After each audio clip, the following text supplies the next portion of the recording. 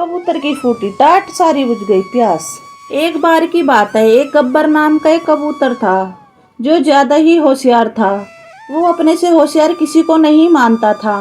अपने साथी कबूतर के ऊपर हमेशा रौब जमाता रहता था। वो क्या है ना, भगवान ने उसे 100 ग्राम वजन फालतू दे दिया था, इसलिए जैसे उसका नाम था वैसे ही उसका काम भी था।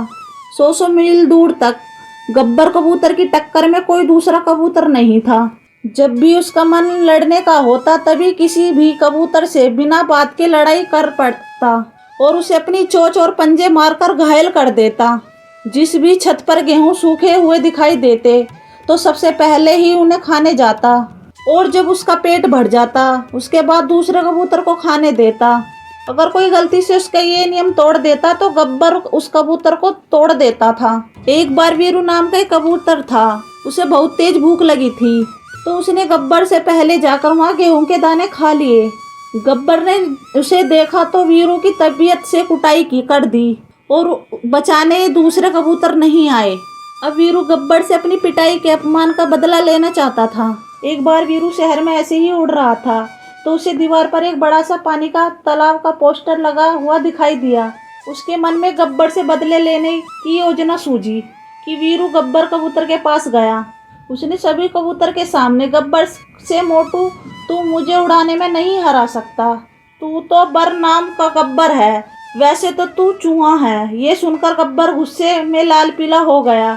गब्बर कबूतर ने कहा कि धरती पर ऐसा कोई कबूतर नहीं पैदा नहीं हुआ जो गब्बर से जीत सके। तू मुझे उड़ने की चुनौती दे रहा है ना, चल ठीक है, लेकिन जो जीतेगा वो कबूतर की हारने वाला कबूतर 6 महीने तक नौकरी की तरह सेवा करेगा। वीरू कबूतर गब्बर कबूतर की शर्त मान जाता है। सारे कबूतर जानते हैं कि गब्बर कबूतर बहुत ही तेज उड़ता है, उसे आज तक कोई नहीं हरा पाया, तो भला ये वीरू कैसे हरा पाएगा।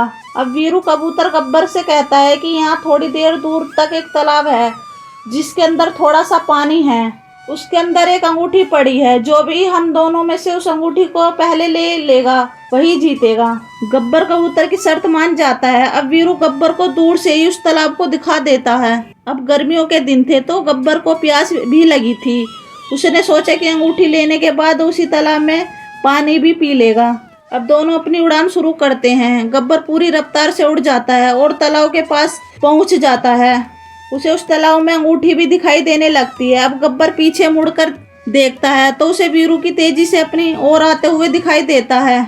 अब गब्बर पहले अंगूठी उठाने के बारे में सोचता है और बाद में पानी पीने का सोचता है। गब्बर जैसे ही तालाब में डुबकी लगाता वो तुरंत मर जाता। लेकिन ये कैसे हुआ? दरअसल वो तालाब था ही नहीं, वो तो तालाब का वही पोस्टर था जिसे वीरू ने देखा था।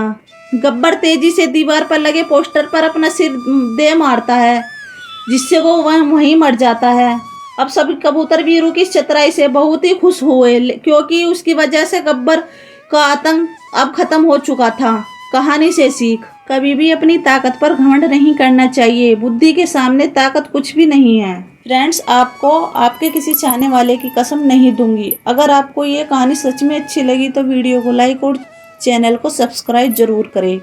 साथ ही कमेंट बॉक्स में अपने विचार हमें बताएं।